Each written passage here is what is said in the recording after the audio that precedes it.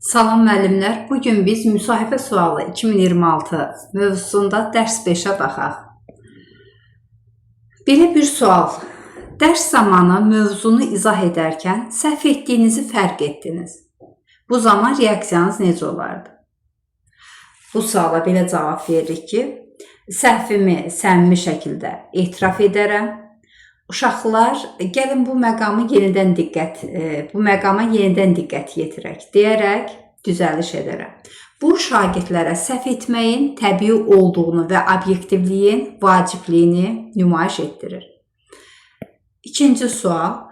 Şagirdlərdən biri davamlı olaraq dərsə pasiv qatılır və özünə qapanır. Nə edərdiniz? Bu suala belə cavab veririk ki, şagirdin maraq dairəsini və güclü tərəflərini öyrənərəm. Qrup işlərində ona öhdəsindən gələ biləcəyi rollar verərək özünə inamını artıraram və kiçik uğurlarını belə qiymətləndirərəm. Növbəti bir sual. Valideyn övladının qiymətləndirilməsində narazıdır və sizinlə aqressiv danışır. Bu vəziyyəti necə idarə edərsiniz? Bu suala belə cavab veririk ki, təmkinlə valideyni dinləyərəm, emosiyalarını sakitləşdirməyə şərait yaradaram, qiymətləndirmənin obyektiv meyarlarını, şagirdlərin tapşırıqlarını və inkişaf dinamikasını göstərərək əsaslandırılmış peşəkar izah verərəm.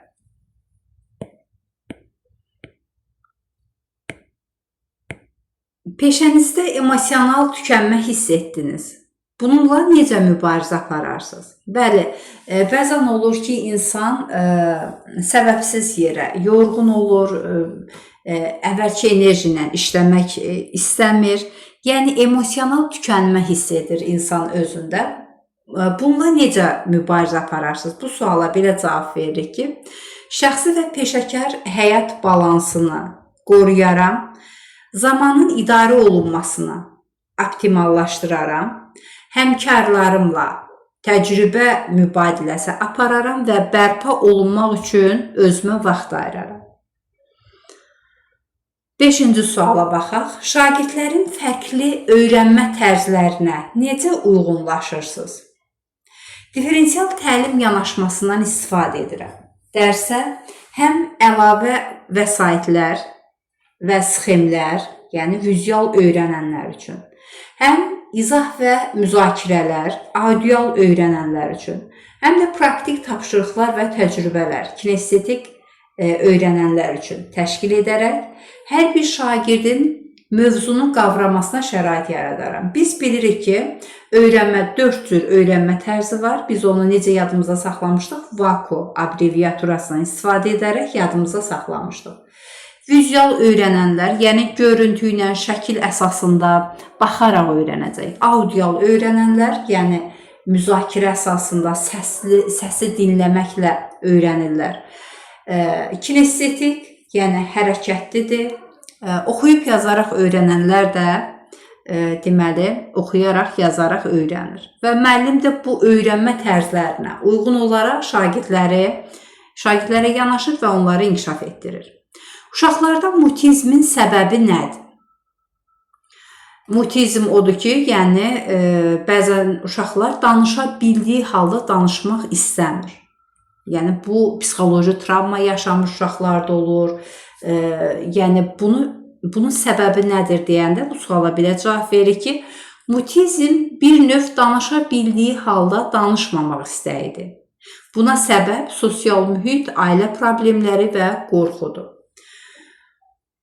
Auksiyon iş üsulu nədir? Auksiyon iş üsulu demək, hər hansı bir hadisə və ya əşyanın adı çəkilir. Şagirdlər növbə ilə onun haqqında fikir söyləyirlər. Sonuncu fikir qalib sayılır. Yəni, sonuncu fikri söyləyən şagird qalib sayılır. Öyrənilən cisim və əşyanın xüsusiyyətlərini sadalamaq, dinləyib anlama bacarığı, köhnə biliklərdən istifadə etmə bacarığı şagirdlərdə formalaşır. 2026-cı il nə ili elan olunub? Deməli, 2026-cı il şəhərsalma və memarlıq ili kimi qeyd olunub. Fasilitator müəllimin rolu hansılardır? Fasilitator müəllimin rolu bələdçi müəllimdir, məlumatla təmin edən müəllim və tədqiqatçı müəllim. Yəni, müəllim sinifdə bir fasilitatordur, bir yol göstərəndir, istiqamət verəndir, bələdçidir və fasilitator müəllimində 3 əsas funksiyası var. Şagirdə bələdçilik edəcək, yəni şagird özü öyrənməlidir. Hansı məsələn, mövzunu haradan seçib öyrənəcək? Müəllim ona elektron ünvan verəcək və yaxud dərslikdən dərs mövzunu seçəcək, şagird sərbəst halda onu cütlərlə, qruplarla iş formasından istifadə edərək birlikdə müzakirə edib öyrənəcəklər. Burada müəllim bələdçilik edir şagirdə. Yəni, şagirdə yönəldici suallar verərək şagirdi o məqsədə, hədəfə çatdırır. Məlumatla təmin edən müəllim, fasilitator müəllimdir. Yəni, müəllim özü bilikli, savadlı olmalıdır ki, o öz şagirdinə də o məlumatla təmin edə bilsin, o biliyi şagirdinə ötürə bilsin. Birbaşa deyil, dolayı yollarla, yəni suallar verərək şagirdin özünün araşdırmasını təşkil etsin. Tədqiqatçı müəllimdir. Tədqiqatçı, burada müəllim şagirdini tədqiq edəcək. Yəni, şagirdin öyrənmə tərzi necədir, marağı necədir, intellekt səviyyəsi necədir. Yəni, bunların əsasında müəllim şagirdi tədqiqat aparacaq şagird üzərində, yəni tədqiqatçı olacaq və şagirdinin daha yaxşı inkişaf etməsi üçün onun marağına uyğun şagirdə yanaşacaq. Fasilitator müəllimin özündə formalaşdıracağı bacarıqlar nələrdir? Müşahidə etmək bacarığı, yalnız nəticəyə deyil, prosesə də diqqət yetirmək. Yəni, fasilitator müəllimin hansı bacarıqları özündə formalaşdırmalıdır? Müşahidə etmək bacarığını, dinləmə bacarığını, yəni təkcə dərsi dinləmək deyil, hər hansı bir sualı və yaxud dinləmək deyil. Ola bilsin ki, şagirdin hər hansı bir problemi var, yəni müəllim nə qədər yorğun olsa da səbirlə, təmkinlə o şagirdi dinləməlidir. Şəxsiyyət tipləri hansılardır? Bəli, 3 şəxsiyyət tipi var. Ekstrovertlər, introvertlər, ambivertlər. Ekstrovertlər necə şəxsiyyət tipinə malikdir? Yəni, burada bu şəxsiyyət tipinə malik olan insanlar toplumu sevir, yoldaşları ilə oturub müzakirə etməyi, əyləncəli söhbətlər etməyi, danışıb gülməyi xoşlayır. Yəni, ekstrovertlər bunlardır. İntrovertlər isə təklikdən zövq alırlar. Onlar öz enerjilərini qoruyurlar və özləri ilə vaxt keçirirlər. Onlar özləri, demək, özlərlə tək qaldıqda istirahət etmiş kimi hesab edirlər və enerjini öz daxili aləmlərindən alırlar. Ambivertlər necədir? Ambivert şəxsiyyət tipinə malik olan insanlar, həm bu insanlarda, həm ekstrovert tipinə malik olan deməli xüsusiyyətlər var, həm də introvert xüsusiyyətinə malik olan deməli xüsusiyyətlər var ki, lazım gəldikdə toplumda danışır, gülür, əylənir, müzakirələr aparır, lazım gəldikdə isə təklikdən zövq alır. Bir müəllim kimi hansı hüquqlarınız var? Bəli, bir müəllim kimi vəzifə tutmaq hüququ var, ixtisas artırmaq hüququ var, şərəf və liyaqətinə hörmətlə yanaşılmasını tələb etmək hüququ var, metodik vəsaitlərlə təmin olunmaq və s. kimi hüquqlar var. Kompetensiya nədir? Kompetensiya bilik, bacarıq, vərdiş, keyfiyyət və dəyərlərin ümumiləşmiş bir formuludur. Yəni, bir 21-ci əsr insanı necə olmalıdır? Bilikli olmalıdır, biliyini tətbiq etməyə bacarmalıdır, o biliyini bacarığa çevrilməlidir, avtomatikləşmiş hərəkətə çevrilməlidir bu bacarıq, vərdişə çevrilməlidir və keyfiyyət və dəyərə malik olmalıdır. 14-cü suala baxaq. Şagirdlərdə formalaşan bacarıqlar hansılardır? Biz bilirik ki, şagirdlərdə bacarıqlar formalaşır. Tək bilik verilmir şagirdə, biliklə bərabər bacarıqlar da verilir. Hansı bacarıqlardır? 21-ci əsr bacarıqları. Problem həll etmə bacarığı, məntiqi və tənqidi düşünmə, qiymətləndirmə, fikir ifadə etmə, əsaslandırma, nəticə çıxartmaq.